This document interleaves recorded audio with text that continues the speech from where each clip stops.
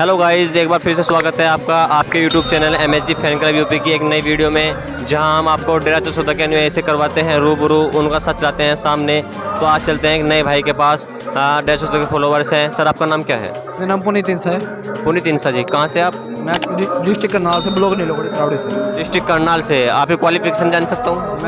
मैं ग्रेजुएशन भी कर रखी है, मैंने टेक्निकल डिप्लोमा पॉलिटेक्निक भी कर रखा है, ITI भी कर रखी है। डेरा चौसौदा से कब से जुड़े हैं आप? डेरा सच्चा सौदा से मेरे फैमिली तो 1980 से करीब से मेरे फादर साहब थे, शास्त्राम जी के टाइम से। और बाकी मैंने जब हाउस संभाला, मेरा डेट ऑफ बर्थ 1994 है और जब से ही मैं साथ साथ हूँ। लेकिन अपने होश में 2001 में 2001 से मैं डेरे में से हूँ और 2001 के बाद मैंने 5 में डेरा सौदा से नाम लिया था। उसके बाद मैं रेगुलर डेरे से जुड़ा हुआ हूँ। कम से कम आपने अपनी पूरी उम्र यहाँ पे गुजारी है, यहाँ पे आपने माहौल देखा है। इस माहौल को आप क्या कहना चाहेंगे? क्या बहन बेटी यहाँ से कितनी सुरक्षित है, माँ बहन यहाँ कितनी सुरक्षित है? जी, इसके तो डेरे के जो माहौल के बारे में आप बात करते हो, ये तो काबिल तारीफ है जी। इसका अनुशासन देख लो, प्रशासन देख लो, बिना किसी सिक्योरिटी के, बिना किसी फोर्स के, बिना किसी प्रशासन के, पुलिस के, ट्रैफिक व्यवस्था को देख लो। आप अगर महिलाएं की बात करते हो तो महिलाएं तो बिल्कुल हमारी माता बहनें हैं। उसका यहाँ पे तो इतनी सिक्योरिटी है कि 110% आपके माहौल में, बाहर में आपका किसका कह नहीं सकते हम, लेकिन यहाँ पर सब सुरक्षित है। इतना 110% गारंटी हमारी है। डेरा चौसौदा जो है मानवता भलाई कार्यों में भी अपना नाम सबसे अग्रणी रखता है। पूरे विश्व रिकॉर्ड में भी आप देख सकते हैं, भारत में भी आप देख सकते हैं, इसका सानी कोई नहीं है। इसके बारे में आप क्या कहना चाहेंगे? डेरा सच्चा सौदा की सबसे बड़ी बात मेरे को जो बढ़िया लगी पिताजी की, जब मैं शरारती से आया, हमारे को एक बात कहते थे पिताजी। 2001 में बहुत मुद्दा था कि कन्या भ्रूण हत्या। जी जी जी एक कन्या भ्रूण हत्या था और दूसरा था नशा। जी, वो अभी भी है। गुरु जी की एक बात का याद रहती है कि वो कहते थे नशा नहीं रक्तदान कीजिए, नशा नहीं रक्तदान कीजिए। जी। और नशे के ऊपर ही काफी देखो, आपको इतना माहौल बेकार हो गया था। छोटे छोटे बच्चे ड्रग्स में थे, कोई शराब पी रहा है, कोई गुटखा। आजकल यूपी में काफी गुटखा चल रहा है, बिहार में गुटखा था, दारू है। अब कई जगह तो ओपन काफी खुले हैं, अहाते खुले हैं, सरकार ने परमिशन दी अहातों की। आपने ड्यूरिंग लॉकडाउन में देखा होगा, वहाँ पे परमिशन ही नहीं थी। पढ़ाई के लिए स्कूल बंद थे, मंदिर बंद थे, लेकिन ठेके खुले थे। ठेके खुले हुए थे जी, कंटिन्यू। जी, उसके बाद भी हमारे को काफ़ी होता है, लेकिन हमारे को डेरा सच्चा सौदा से हमारे को ये प्राउड फील होता है कि हम नशे से दूर हैं। हमारे माता पिता प्राउड फील करके कहते हैं कि ये नशे से दूर है, हमारा बच्चा ड्रग्स नहीं लेता। तो यहाँ पे आप मुझे बताइए कि जो है आपके बाबा जी किस धर्म को मानते हैं? जैसे कि उन पे मैंने अभी सुनने में आया है कि बरगाड़ी का मामला, बेअदबी का मामला ये लगा हुआ है। तो क्या गुरुजी एक ही धर्म को मानते हैं?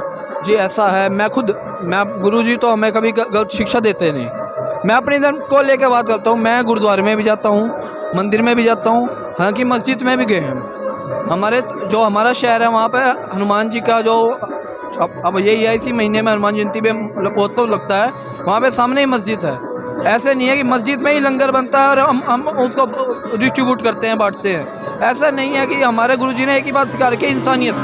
हिंदू मुस्लिम सब एक है, सब मिलके रहो और मिलके ही रहना चाहिए हम सबको। गुरु कभी गलत चीज़ सिखाता ही नहीं। अगर गुरु गलत सिखाएगा तो गुरु है नहीं। तो आपको क्या लगता है कि हाँ, आज की दुनिया में आपके बाबा जी की यहाँ पे कितनी क्या जरूरत है कुछ जरूरत?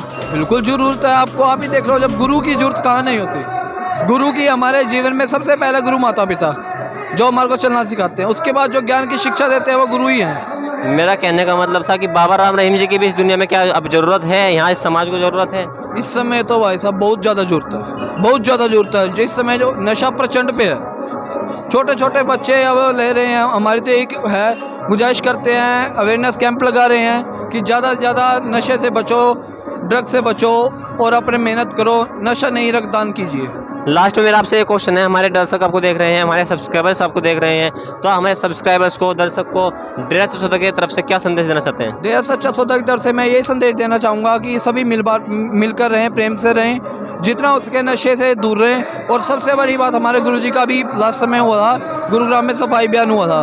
तो जैसे हमारे नरेंद्र मोदी जी ने कहा था, स्टार्टिंग में ही कह दिया था कि हमने देखे हैं डेरा की साथ संगत को सफाई अभियान करते हुए। आज सुना है, उसमें उन्होंने एक स्पीच में कहा था इस बात को। आज ऐसा ही था कि आज जो परमिशन थी, आज किसी भी कारण से, सरकारी कार्य गतिविधियों के कारण से परमिशन नहीं मिल पाई। नहीं तो आज की संगत, आज भी था वो रोहतक में सफाई अभियान होना था। मतलब सफाई अभियान की आप बात कर रहे हैं? आज रोहतक में सफाई अभियान होने वाला था? हाँ, होना था। देखो किसी कारण से वहाँ पर पॉसिबिलिटी नहीं हुई। प्रशासन की देखो एक जिम्मेदारी होती है। तो आप क्या मतलब, ये गुरुग्राम में सफाई अभियान हुआ, उससे पहले कितने सफाई अभियान हो चुके हैं? सफाई अभियान की तो भाई गिनती ही नहीं है। और हम ये सोच ही नहीं सकते, जहाँ कभी सोचते भी नहीं था कि यहाँ जाएंगे, वहाँ जाने का मौका मिला हमें सफाई अभियान से। हमने कभी सोचा नहीं था कि राजस्थान जाएंगे, राजस्थान में जयपुर जाएंगे या जोधपुर जाएंगे, हरिद्वार जाएंगे। आप देखो कि सरकार इतने करोड़ों रुपए देती है, ग्रांट देती है गंगा को साफ करने के लिए और किसी को साफ करने के लिए। देशों में स्वच्छता अभियान लगा रहे हैं, करोड़ों रुपए खर्च होता है और वहाँ पे भी सफाई इतनी नहीं होती जितने वो कहते। मोदी जी ने कहा था कि हमारे यहाँ पर डेरे में होती है, इसीलिए डेरे का कोई भी सानी नहीं है। तो बहुत बहुत धन्यवाद कुंती जी, आपसे बात करके मुझे बहुत जी भाई, अच्छा लगा। बहुत बहुत धन्यवाद आपका।